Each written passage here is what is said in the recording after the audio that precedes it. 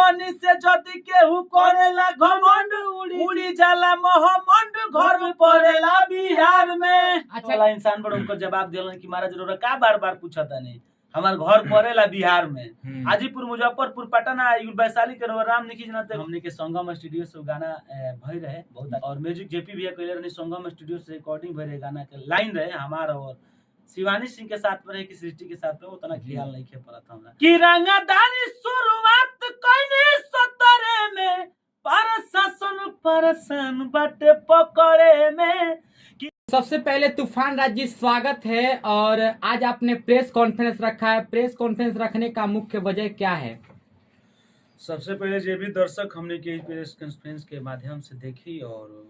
भाई सपोर्ट जो भी करेला हमने के जी भाई खातिर ये सब गोड़ लगत नहीं, तमाम लोग साथ में बानी। हमने के आज प्रेस कॉन्फ्रेंस रखे के जरिए मुख्य कारण बा कि आज हमने के वो गाना आइल बाटे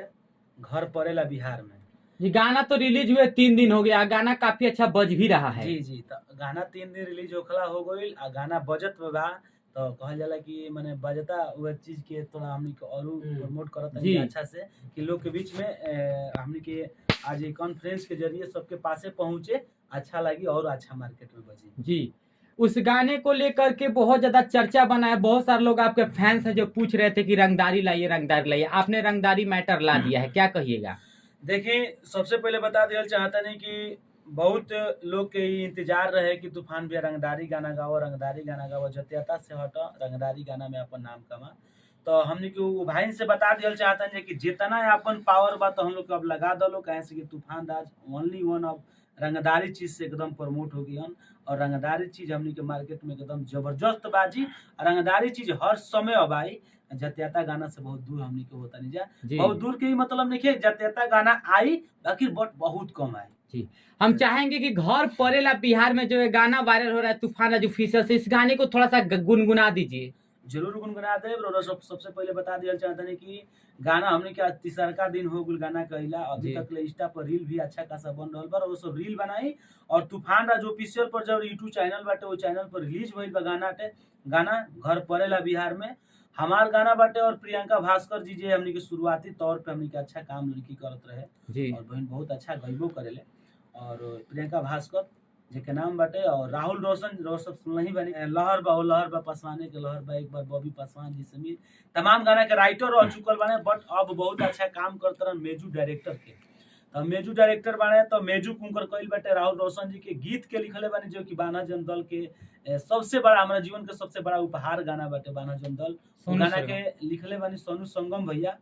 वही गाना के लिखला के बाद बिहार वाला गाना भी सोनू संगम भैया लिखले। अच्छा तूफान राज जी, इतना अच्छे गाने आप क्या सोच के बनाए हैं कि दर्शकों को काफी आशीर्वाद प्यार मिल रहा है गाने आपको? को पहले गुनगुना दीजिए। जरूर देखिए, सबसे पहले सबका बात मैं मानूंगा, सबका बात का मतलब हम जवाब देंगे। सबसे पहले हम ये गाना गा दिया जाए बिल्कुल, और भैया के पहचान बता दिया चाहता नहीं कि छोटू यादव करा पर लिखल बा कंपोजिशन में, छोटू यादव काफी बेहतरीन सिंगर भी है भैया, म्यूजिक डायरेक्टर भी, और हमने के एम महादेव के ऑनर भी बानी यहाँ के, और मेजू डायरेक्टर भी बानी, और कंपोजिशन हमने के गाना हर गाना के कंपोजिशन हमने के बैठ के दोनों आदमी करे नहीं जाए, दोनों आदमी मतलब कैला के बाद गाना तना ब्लास्ट। और आपके बगल में सर एक और बैठे, इनका भी यहाँ के हमने के गार्जियन विद्यासागर जी बानी, और हमारा के बहुत प्यार दुलार यहाँ के देनी बहुत आजीवन। और मैंने जब से हमने गायकी लाइन में नहीं जा तो 3-4 साल हमने के भेंट मुलाकात होखला हो गई।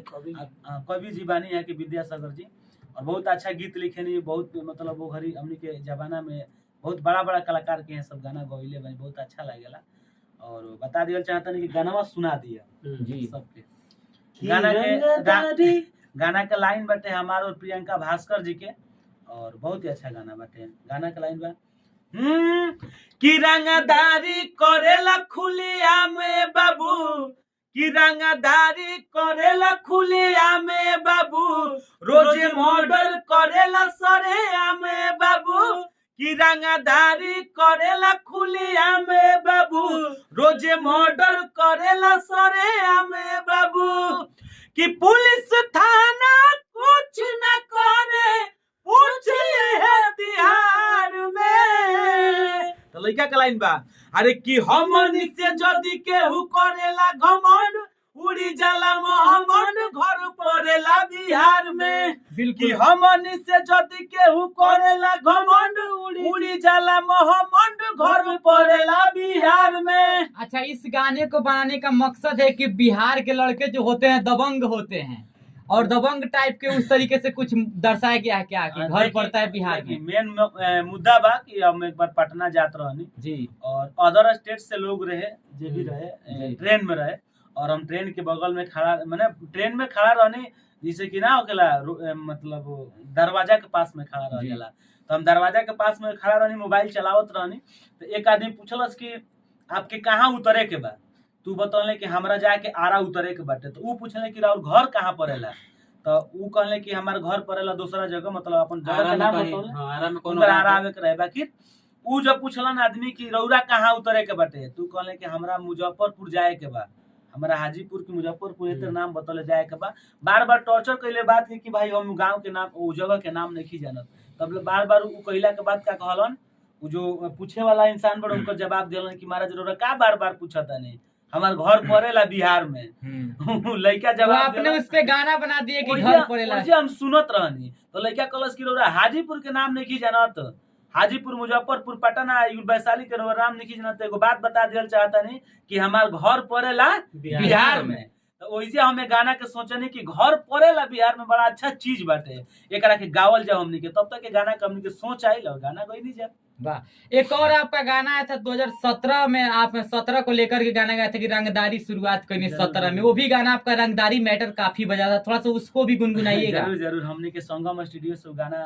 भई रहे बहुत अच्छा हमने के गार्जियन हमार गुरुजी जे के आजीवन हमारा दिल में बसे नहीं आजीवन रहबो करब जेपी भैया जी और म्यूजिक जेपी भैया कहले रहनी संगम स्टूडियो से रिकॉर्डिंग भरे गाना के लाइन रहे हमारा और शिवानी सिंह के साथ में रहे कि सृष्टि के साथ में उतना जी। ख्याल नहीं खे पड़त हमरा बाकी हमरा पंच याद बा जी गाना के पंच रहे कि रंगदारी शुरुआत कइनी 17 में प्रशासन परेशान बाटे पकड़े में कि रंगदारी शुरुआत कइनी 17 में प्रशासन परेशान बाटे पकड़े में बहुत अच्छा गाना रहा तूफान राज जी, उस गाने का लाइन कुछ इस तरीके से था कि सुनय बाबू तोहार गुंडा में नाम बाटे तोहके पकड़े खातिर रखल इनाम बा। गाना काफी इंस्टाग्राम पे हमेशा अभी भी ट्रेंड करता है। हमारा उतना याद नहीं के अच्छा तूफान राज जी, आपका एक और गाना है, काफी बेहतरीन गाना है, भाई भाई से प्यार, कहीं ना कहीं दिल को छू लेता है गाना। देखिए अगर जिक्र करब तो हम हर गाना एगो अलग तरीका से गावे नहीं और हर गाना के कुछ हमार रहस्य कुछ अलग रहेला। हमने के भाई भाई के प्रेम आजकल बहुत लोग के बीच में मतलब खत्म होके इस पर काफी रील्स बन रहा है। रील्स बना ताटे वही गाना के देखते हुए वही समाज के देखते हुए गाना गईनी हम जोन की गाना के हम और राहुल रोशन जी गईले रंजन गाना हो जाना चाहिए। रोनी म्यूजिक वर्ल्ड पे गाना बाटे तरीके अरे कि तू ही बाड़ा जिए के आधारावा कि तू ही बाड़ा जिए के आधारावा हो कि कम जनी करी हो दुलारावा हो लइका भाई कहता राहुल रोशन गईले रहले गाने के अरे कि तू ही बाड़ा जिए के आधारावा हो कम जनी करी हो दुलारावा हो तो लइका कहले रहे कि सुनो दुनिया जहान बसेला कि सुन दुनिया जहान बसला कि देहिया हमार एहो देह के तू ससवा भाई मोर तोरे में प्राण बसला कि देहिया हमार एहो देह के तू ससवा भाई मोर तोरे में प्राण बसला। तूफान राज जी काफी है बेहतरीन गाना है। अच्छा अच्छा और हमने के खइले पियले नहीं की जा गाना बहुत स्केल के ऊपर। अच्छा तूफान राज जी, इवेंट में आपका शिल्पी राज भी आने वाली है, सुनने में आ रहा है कि तो इवेंट गाना जे कर रहे ओकरा में तो सब के वहीबे करेला तो इवेंट में शिल्पी राज जी आ रहल। अच्छा कब तक डेट क्या रखा गया है, कुछ खुलासा करिए। डेट अभी हमने कंफर्म नहीं किया कइल गइल बाकी 1 से 6 तारीख के बीच में इवेंट रखल गइल बा सितंबर में। अगला महीना में चलते चलते क्या कहिएगा? चलते चलते ये कहम कि फिर से एक बार बिहार वाला गाना के हमने के दोहरावत है जो गाना करो सब खूब प्यार दुलार दी गाना इंस्टा पर ट्रेंड करो इंस्टा पे एकदम रील धड़ाधड़ बन रहल बा लगातार आप सबके यूपी बिहार खातिर एकदम सुनहरा मौका बा कि बिहार खातिर एगो गाना करी रौरा सब बहुत बड़ा लेवल के गाना होके के चाहिए भैया हो।